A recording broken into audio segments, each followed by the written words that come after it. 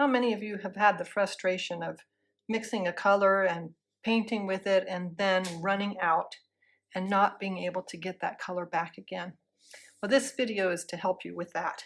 We're going to start out with a triad, which is an exercise that really can help you to get a grasp on how to mix just your primary colors, yellow, red, and blue. And I always use a pink instead of a real red because printers use pink. Now their pink is a little bit more fuchsia. This is Quin Rose, and this is Azo Yellow, and then this is Phthalo Blue Red Hue.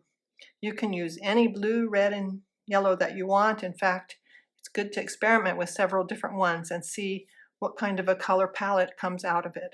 We're going to mix the quinacridone paint rose with the yellow, and we get this lovely peachy color. And then we'll mix the yellow with a little bit of green, and it gives us a nice vibrant green. And then the quinacridone rose with some of the blue.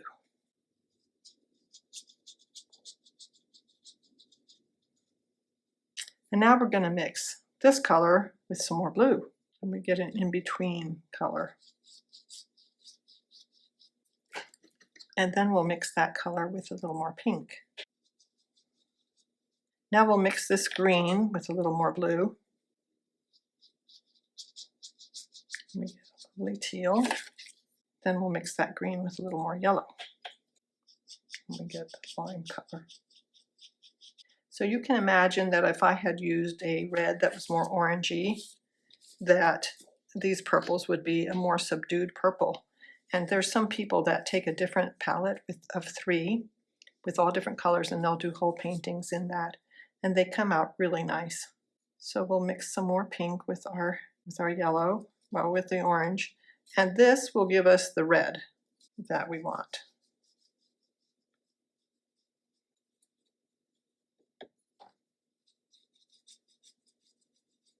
So this is lovely, but I don't paint with 3 paints, and there's some really good reasons for that.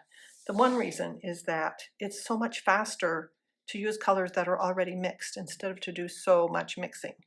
And the other reason is that there's a few purples and a few pinks and a few oranges that I can't get with this kind of paint. And I'm going to show those to you now. This is my red, and it is more vibrant and more transparent. And it can go really dark if you want it to. And then there's this green. But this green, that one's very pretty, but this is even more vibrant. And you can mix it with other greens and get all kinds of effects with it. And it's easier. You can mix it with yellow and get these yellow shades. You can mix it with phthalo and get some very vibrant shades. Or you can just mix it with sap green and get some, or take your ordinary green to a new level. This again is phthalo green. It's so much more transparent, and it's so easy to get all the ocean colors with this. And you can also add blues to it to make various shades of this. This is Hooker's green. I use it for forests to get the shadows in the back, and you can see that it's quite lovely. It just saves a lot of time of mixing those dark colors.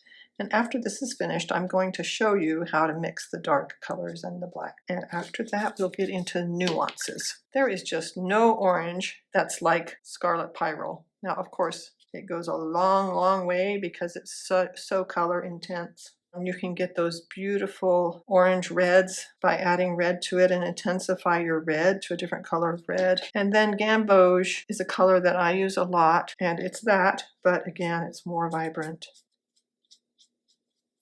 I use dioxazine purple, and it can go all kinds of directions, and it's also a very vibrant color and more transparent than these mixed colors. So here is the dioxazine purple, and I would put the magenta actually here and see how vibrant it is. And then when you add some blues to it, you can get all different shades of purple. And then ultramarine is a great color. I would put that one here. Now we're going to mix some blacks. I'm going to stick them up here. And to mix black, you need all 3, red, yellow, and blue. So I'm going to take some of my pure blue over here, and then this is some of the pink, and it's a very dark purple. It almost looks black. and you can use it in place of black in a lot of areas. But then if you add a little bit of yellow to it, you get a black black. Isn't that amazing? I'm always amazed that I can get black out of those colors. Now I personally prefer Payne's Gray. I'll stick it up here. Payne's Gray you can take and mix it with yellow and you get a green black color. You can mix it with blue and you get a blue black color, or you can mix it with pink and get a burgundy-ish black. And all of those are very useful in the nuances of painting. Let's take the tape off. And there you have a tool that you can look at and use, knowing it's your colors that you are going to use and not somebody else's demonstration. So how do you get all these interesting nuances of color? So I'm going to do a couple little demonstrations. I'm not going to paint these whole things. So azo yellow, this one petal. And then we want to get into this one back here. And I'm going to take some of my gamboge because that's a color that I use, and see how close that is. I'm not adding enough water. And that's pretty close, but not orange enough. So what do I need to add? It needs a little bit of red, so I'm going to put out some Quinrose and put that into this side. And then you get that glow. And it goes most of the way across, it just fades a little bit. Now at the very tip, it's slightly grayer. I recommend these tools all the time, but I have a whole video about them. But see how much browner, grayer it is than this? And so that's when you need to mix another color. So what does it need that would make it less loud looking? And well, it needs blue. So here's some blue added in, and that immediately tones it down. The whole thing gets toned down. We can even put little bits of that in here. Start with the color that you think will match best that's in your palette, and start with a scratch paper. So I'm thinking for this part that there's quite a bit of that, but there's also some pink that's not that bright, so I'm getting some of my Quinrose and my magenta for that petal. And that might be all I'll need. Sometimes that works out that way. Lightening that, got it on pretty intense, and getting into the magenta here.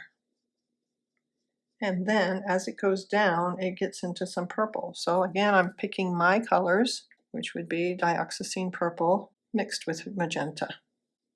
So basically the question was, what needed to be added to that to make it turn from pink to purple? And the answer is blue. It needed blue added to it. No matter what color you need to make, you can ask yourself that question. What color does it need added to it? Does it need yellow or blue or red? And sometimes you might pick a yellow that has a little bit of red in it because you know it needs both. Or sometimes you just use your straight colors. So that's all well and good, but what about the nuances in colors that are harder to capture? So let's do one of those. What about this water? And what about these grasses? How do I get those colors? Red, yellow, blue. But start with whatever you have that you think is close.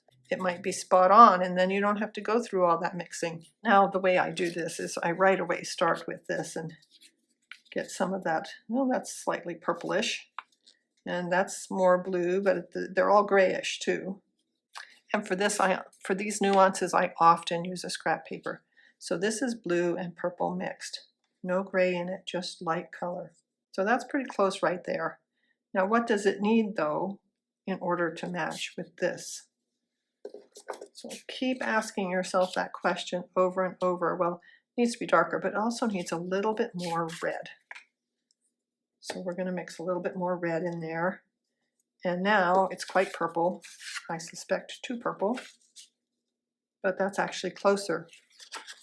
It needs to be grayed down a bit, so I'm going to introduce the tiniest bit of yellow.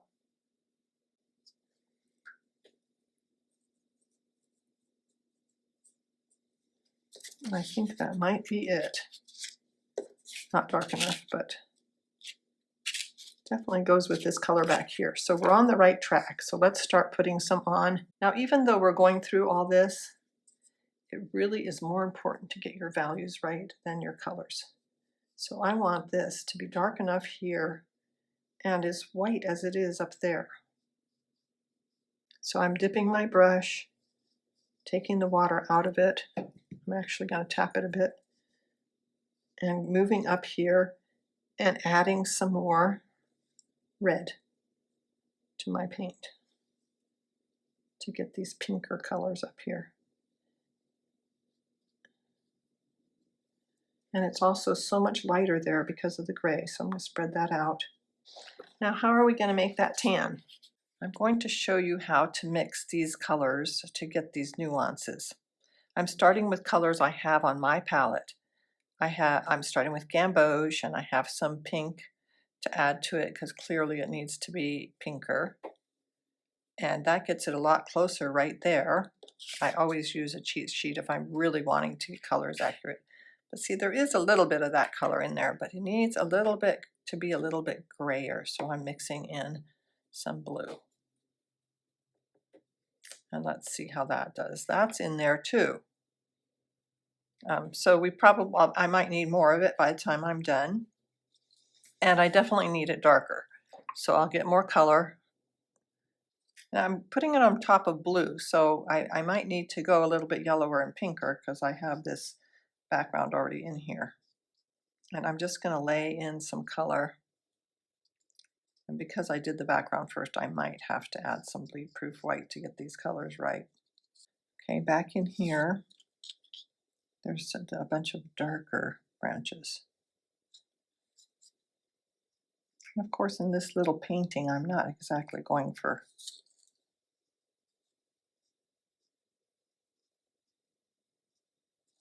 if you want to get to the place where you can make pretty much any color you want so that life can be a lot easier when you're painting, it's good to practice. It's good to practice with the colors you already own and ask that question, should I add more red or blue or yellow?